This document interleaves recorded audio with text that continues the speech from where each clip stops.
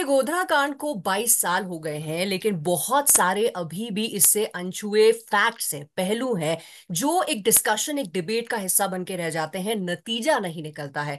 शायद नतीजा निकले या फिर हम किसी एक डिसीजन पे पहुंच सकें या फिर अपने आप एक डिसीजन हम बना सकें, क्योंकि एक फिल्म आ रही है साबरमती रिपोर्ट, जो ऐसे अननोन फैक्ट्स को हमारे सामने लाने वाली है, जिसके बारे में बात करने के लिए आज इसके को प्रोड्यूसर अमोल मोहन एंड इसके डायरेक्टर धीरज हमारे साथ है। तो ढेर सारी बातें हम इनसे करेंगे, बट सबसे पहले आप दोनों का पंजाब केसरी नवोदय टाइम्स में बहुत बहुत स्वागत है। बहुत बहुत धन्यवाद आपका। Thank you so much ma'am. हाँ जी। अच्छा, मैं एक चीज पूछना चाहती हूँ। ट्रेलर ने एंटिसिपेशन बहुत बढ़ा दी। अमोल, मैं आपसे सवाल पहले पूछूंगी, अब इस फिल्म से हम क्या एक्सपेक्ट करें? मैम, ट्रेलर ने अगर एंटिसिपेशन बढ़ाई है तो हमारा आधा बैटल वन है, क्योंकि हमें हमको कॉन्वर्सेशन स्टार्टर ही चाहिए था ट्रेलर से, कि लोग बात करें, लोग जाने इस बारे में, और ये डिनर टेबल कॉन्वर्सेशन बने इस कहानी से या ट्रेलर से, जो भी आप पहला कुछ देखें इस पिक्चर का। तो हमने वो सोच के ही किया था। हम मेरी चाह तो बहुत है इस पिक्चर से, पर मैं जनरली ये चाहता हूँ कि जितने लोग हों वो ये कहानी सुने और देखें। जैसे it's been a revelation for हमारे लिए भी बहुत रेवलेशन हुआ है ये रिसर्च के दौरान, फिर उसके बाद फिल्म मेकिंग के दौरान। हमने भी बहुत सारे नए पहलू समझे हैं, सुने हैं, जाना है इस कहानी का। तो वो सारे पहलू जो हम रख रहे हैं ये 2 घंटे में आपके सामने, वो आप भी देखें और आपको भी कुछ पता चले, कुछ एक सीख नहीं कहूंगा मैं, पर एक you you come out a better known person about this incident, rather hmm. Then just क्योंकि हमारे आजकल लोगों के हम मतलब हम बहुत सारे लोगों के साथ होता है कि हम बहुत टिकटॉक जनरेशन हो गए, सबको ये 5 सेकंड में ये एक्शन करते हुए सब कुछ चाहिए। तो वो अगर हम दें आपको, वो 2 घंटे तक आपको रखें, आप फोन ना देखें अपना, और आप इस कहानी का सीरियसनेस समझें, तो you will have a different opinion about a lot of things in this story. Correct, correct. और ऑल्सो जैसे आपने कहा अमोल के, ये टिकटॉक जनरेशन हो गई, एंड ऑल्सो ये फिल्म वो जनरेशन भी देखेगी जो 2002 में नहीं थी, गोधरा कांड के टाइम नहीं थी। और अगर आज उनको गोधरा कांड के बारे में जानना है, so all information they have is Google. अब वो कितनी ऑथेंटिक है, नहीं है, वो it's again a debatable topic. Dheeraj, मैं आपसे जानना चाहूंगी कि एज एन एक्टर जब आप किसी प्रोजेक्ट से जुड़ते हैं वर्सेस इसमें आप एज ए डायरेक्टर इसके साथ जुड़े हैं, तो रिस्पॉन्सिबिलिटी शोल्डर पे अगर ऐसी कहानी आप कह रहे हैं जो हुई है और तथ्यों पे आधारित है, कितना चैलेंजिंग होता है? ये मेरे ख्याल से मेरे करियर का ये सबसे मुश्किल और चैलेंजिंग प्रोजेक्ट डेफिनेटली है। एक तो सब्जेक्ट बहुत सेंसिटिव है, इसमें रिसर्च, फैक्ट्स, सब कुछ है। मतलब आज तक मैंने जो भी एक्टिंग की है, जो भी लिखा है, उसमें कुछ इमेजिनेशन होती है, कुछ आपका अलग, आप कुछ भी बना सकते हैं। यहाँ मतलब बहुत एक एक लाइन, एक एक वर्ड, और जो भी शूट करने से लेके लिखने से लेके बहुत चैलेंजिंग है। मतलब आप कहीं भी गलत नहीं हो सकते, कहीं भी जरा सा भी इनसेंसिटिव नहीं हो सकते। जो बात बोलनी है, जो बात शूट करनी है, आपको 10 बार सोचना है, 10 बार वापस देखना है। तो वैसे बहुत चैलेंजिंग है डेफिनेटली। बिल्कुल। लेकिन अमोल, ऑन दैट टॉपिक, जैसे ये कहानी हम बात कर रहे हैं गोधरा की, जैसे मैंने कहा, लोग इसके बारे में जानते हैं, नहीं जानते तो वो गूगल पे सर्च कर लें। और इस टॉपिक पे भी काउंटलेस डॉक्यूमेंट्रीज, रिपोर्ट्स, डिबेट्स हो चुकी हैं। अगर हम साबरमती रिपोर्ट की बात करें, तो इसको क्या अलग बनाता है उन सारी चीजों से जो पहले हम देख और सुन चुके हैं? मैम, आई थिंक जब हम लोग रिसर्च भी कर रहे थे ना, तो हमें बहुत डिफिकल्टी मिल रही थी to find actual research material on the train burning incident. हमें बाकी आगे पीछे बहुत कुछ मिल रहा है।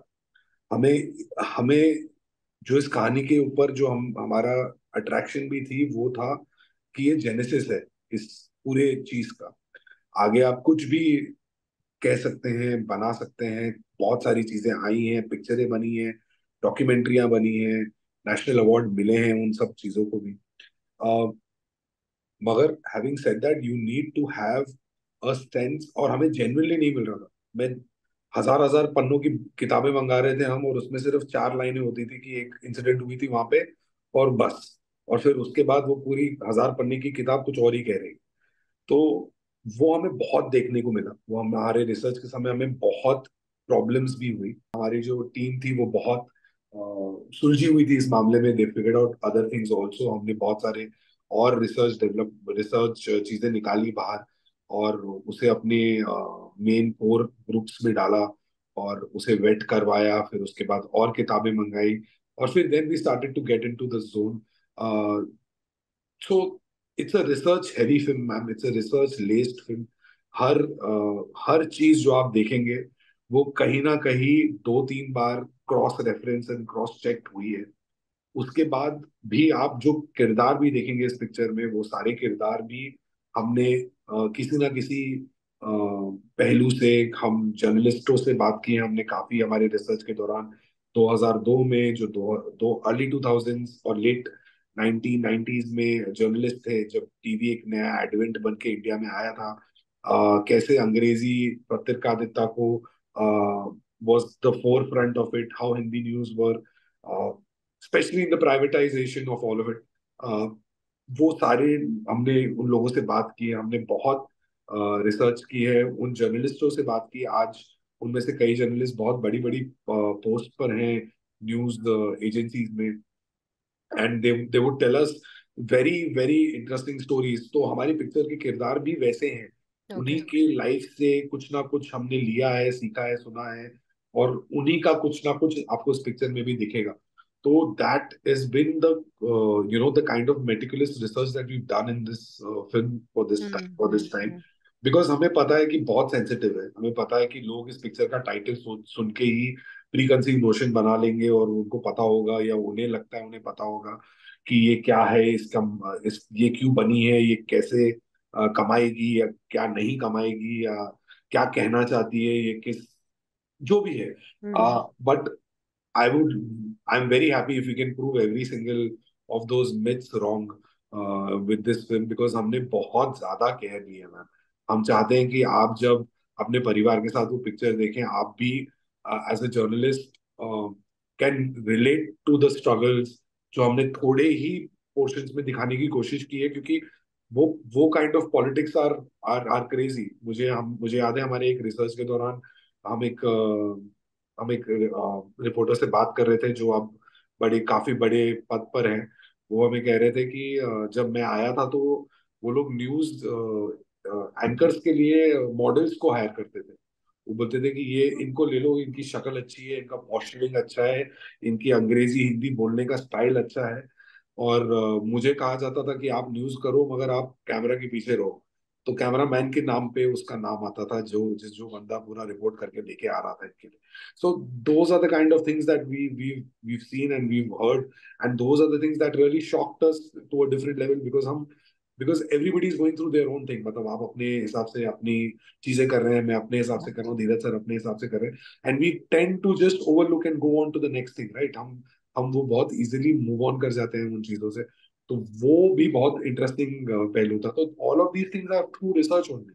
करेक्ट। तो या बट जैसे आपने अमोल कहा कि ये फैक्ट हैवी फिल्म है जो आपने बनाई है और आप चाहते हैं कि लोग उसको देखें and when they come out they are better informed about this incident. लेकिन धीरज, जब इस तरह की एक फिल्म बनती है जो एक सेंसिटिव टॉपिक पे है, भले ही हमने उस पर कितनी रिसर्च कर ली हो और वो फैक्ट हैवी हो, बट हम इस बात को भी दरकिरार नहीं कर सकते कि हमारा जो देश है वो ओपिनियन हैवी भी है। और यहाँ दो तरह के ओपिनियंस हैं जो डेफिनेटली आपके फिल्म के केस में भी होंगे। एक वो जो कहेंगे वेल सेड अबाउट टाइम, और दूसरा होगा जो बोलेंगे अरे ऐसा हुआ नहीं था। सो एज अ डायरेक्टर, इस चैलेंज को आप कैसे देखते हैं कि जब फिल्म रिलीज होगी तो लोगों के जो ओपिनियंस होंगे। मैम देखिए, ओपिनियंस तो डेफिनेटली होंगे, लेकिन इतना एश्योरेंस है कि जो पहले से सोच रखा है उन्होंने, वो नहीं मिलेगा उन्हें। मतलब लोग पहले से ही सोच के जाते हैं कि ये होगा, देखना ऐसा होगा ऐसा, वो नहीं मिलने वाला। हम्म। देखने के बाद ओपिनियन डेफिनेटली, इतना बड़ा देश है तो सबके कुछ ना कुछ ओपिनियन होंगे, लेकिन डिपेंड करता है कि आप किस मानसिकता के साथ जाते हैं। अगर आप पहले ही कुछ ढूंढने ही गए हैं तो आदमी ढूंढ ही लाएगा कुछ ना कुछ। तो फिर तो मतलब अगर आपने कमी निकालनी है तो आप कुछ ना कुछ तो फिर आप पीछे घड़ी कौन सी में उसमें भी कमी निकल जाएगी, वुडन पे भी निकल जाएगी, कुछ भी हो जाएगी। लेकिन अगर आप एक मानसिकता के साथ गए कि मैं एक कहानी देखने जा रहा हूँ, एक संवेदनशील कहानी देखने जा रहा हूँ, आप उससे होके जाएंगे। बाहर जब आएंगे तो आपसे जब बात की जाएगी तो आप शायद बाकी जो आप प्रिकॉशन लेके गए होंगे वो हट जाएंगे आपके। हम्म। अब कुछ जो लोग होंगे कि मैं सोच के ही जा रहा हूँ कि भाई मैंने तो यही करना है, तो वो तो कुछ किया नहीं जा सकता। मैम, लेकिन आई एम श्योर शोले भी लोगों को पसंद नहीं आई थी ना। हाँ, करेक्ट। तो मतलब हम मतलब ये इस देश का सबसे बेस्ट पार्टी ये है मैम। और फिल्मों का उससे बेस्ट पार्ट ये है मैम कि बहुत सब्जेक्टिव है। आप हम एक ही कमरे में एक ही साथ एक ही टाइम पर एक पिक्चर देख सकते हैं। हम तीनों का ओपिनियन उन पिक्चर पे कंप्लीटली डिफरेंट हो सकता है, वो तीनों बिल्कुल। पोल अपार्ट हो सकता है। क्योंकि मूवीज या मूविंग इमेजेस का वही वही बेस्ट चीज होता है कि how it moves you, how it connects to you. क्या हम्म। आप एक नॉस्टैल्जिक फील कर रहे हैं, क्या आप एक फ्यूचर के लिए हैप्पी फील कर रहे हैं, कोई भी इमोशन आपको ये जो दिखा रहे हैं, क्या आप उतना मैनिपुलेट हो रहे हैं या नहीं मैनिपुलेट हो रहे हैं। Because that's the beauty of movies correct. Ma'am. So, and that's the beauty of opinions also. Everybody has them, so we have to take care you of. No but that's a very thin line Amol, क्योंकि मतलब as an audience मेरे पास कहीं ना कहीं liberty हो जाती है। मैं जर्नलिस्ट हटा दूं, सिर्फ एक ऑडियंस की तरह देखूं, मेरे पास ये लिबर्टी है। मैं इमीडिएटली उसको नकार सकती हूँ या इमीडिएटली उसके लिए ताली बजा सकती हूँ, but as a film maker आप लोगों के लिए थोड़ा सा डिफिकल्ट हो जाता है वॉकिंग ऑन दिस थिन रोप, कि बैलेंस बनाना है, क्योंकि आप कोई एक साइड नहीं ले रहे हैं। तो ये ऑडियंस के लिए बाय एंड लार्ज पैलेटेबल इस सेंसिटिव सब्जेक्ट को कैसे बनाया? मैम, इस सेंसिटिव सब्जेक्ट को हमने पैलेटेबल ऐसे बनाया है कि हम पहले दिन से हमने सोचा कि हमें इसको बोरिंग मोनोटोनस नहीं बनाएंगे। हम्म। हम इसे मोर वेलकमिंग बनाएंगे ताकि ज्यादा लोग ये कहानी सुने। इसी उसी दायरे में रह के हमने इसे एक बहुत कमर्शियल एंगल सोच के हमने लिखा है। आप एक कोई भी पिक्चर देख सकते हैं। हमने एंटरटेनमेंट हैवी रखा है। हमने स्पेसिफिकली रखा है कि इसको मोनोटोनस डॉक्यूमेंट्री नहीं बनाए, क्योंकि वो बहुत इजी हो जाएगा और जैसे ही वो बनेगी ये पिक्चर तब आपका इंटरेस्ट छूट जाएगा। आप नहीं चाहेंगे वो, उसके लिए you will get attracted towards it और gravitate towards it. This is the reason why and that's why also we've partnered with Ekta, because उनकी कंपनी का टैगलाइन है, फिल्में सिर्फ तीन रीजन से चलती है ma'am: entertainment, entertainment, entertainment. Correct. तो हम तीनों एंटरटेनमेंट के साथ हमें ट्रूथ देना है, हमें एक पैरामीटर में रहना है, हमें सेंसिटिव सेंसिटिव सब्जेक्ट के बारे में उसकी सेंसिटिविटी को भी मेंटेन करना है, हमें हार्मनी को कहीं चेंज नहीं करना है, और हमें सिंपली फैक्ट्स अप अपफ्रंट रखने हैं, in the point of not making it documentary, क्योंकि वो बहुत इजी हो जाता। आपने सही। कहा ना कि इस बारे में बहुत सारी बातें गूगल पे भी मिल जाएंगी। सब जगह कुछ ना कुछ, किसी ने कुछ सुना है, किसी ने कुछ कहा है। तो एक ये हमारे लिए भी चैलेंज था कि तो हमको एक हीरो मिला, क्योंकि अब है एक फिल्म, लेकिन हीरो है तो वो हमारे कोई लार्जर देन लाइफ फिल्म का हीरो नहीं है, वो सिंघम नहीं है, वो नहीं है। वो एक एक ऐसी सिचुएशन का हीरो है जो उसने देखी, जो दर्दनाक सिचुएशन थी। पर वो क्या रिएक्ट कर पाया, उसके ऊपर के हालात क्या थे, क्या वो कहना चाहता, वो भी कोई ऐसे सेंसेशनलाइज नहीं करना चाहता था। उसको एज ए जर्नलिस्ट उसका ये मानना था कि उससे जब पूछा भी जाता है फिल्म में कि तुम्हारे लिए जर्नलिज्म क्या है, तो बोलता है सच को दिखाना, बिल्कुल। जो हुआ है, ये सिग्नल टूटा है तो इसने तोड़ा है ये बताना। तो उसका इतना सा काम था, पर उसको लगता है कि मुझसे वो भी नहीं हो पाया, मेरे क्या हालात रहे मैं वो नहीं कर पाया। तो वो हमारे पास एक ड्रामेटिक पॉइंट था हम्म। के हम्म। थ्रू हम चले। और चलते हुए हमारे लिए ये रस्सी पे चलना था कि बॉस, आप एक फिल्म बना रहे हो, आप लोगों को बांधना चाहते हो, पर आप फैक्ट से, सेंसिटिविटी से अलग नहीं जा सकते हो। ना राइट। पत्रकार आई जा सकता है, ना आप लेखक जा सकते हो, ना निर्देशक जा सकता है, ना प्रोड्यूसर जा सकता है। क्योंकि जो हुआ है वो कोई इमेजिनेशन या वो कोई ड्रामा या ऐसा नहीं है, वो एक रियल हमारे वो देश। फिक्शनल नहीं है। बिल्कुल। बिल्कुल। And I just want to add ma'am, हमारी पिक्चर में हम बहुत एक और अंडरलाइनिंग फैक्ट है कि नैरेटिव सेटिंग के बारे में बहुत बात की है। और हमें पता है कि पिक्चरों से बड़ा नैरेटिव बहुत रेयरली कोई सेट कर सकता है।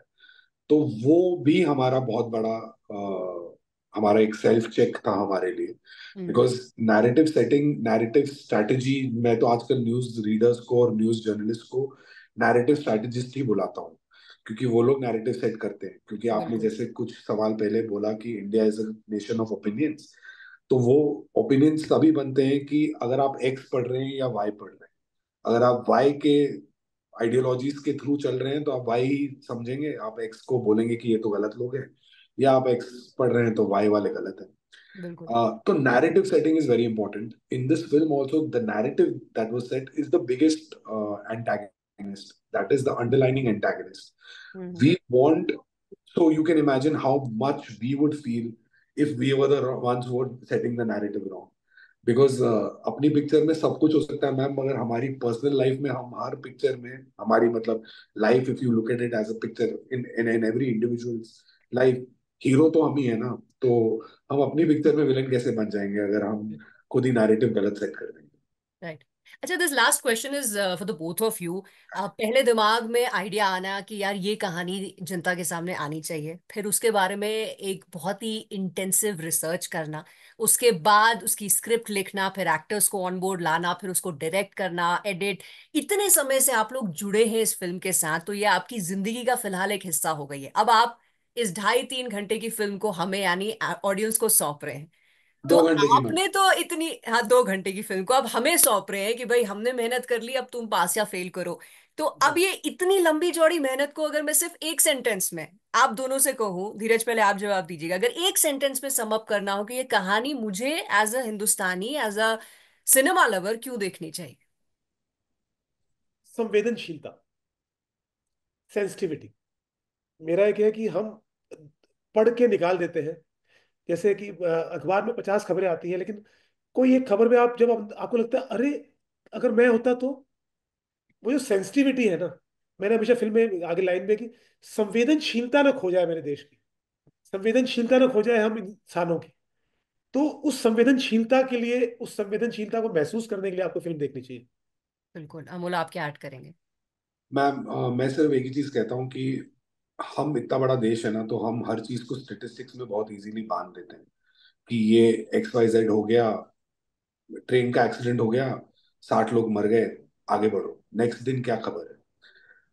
क्योंकि हम इतना बड़ा देश है, क्योंकि हम इतना इनसेंसिटिव हैं, coming back to sir's point also, as humans, as people, because हमें अपनी वरी है, राइट। हम अगले दिन क्या कर पाएंगे, वो न्यूज एक दिन चलती है हमारे लिए और हम आगे मूव ऑन कर जाते हैं। Correct. आप सोचिए वो 60 लोगों की फैमिलीज के साथ क्या है, वो 60 लोगों की आगे की पीढ़ियों के साथ क्या है। It is a story about not making people, your fellow citizens, just a number.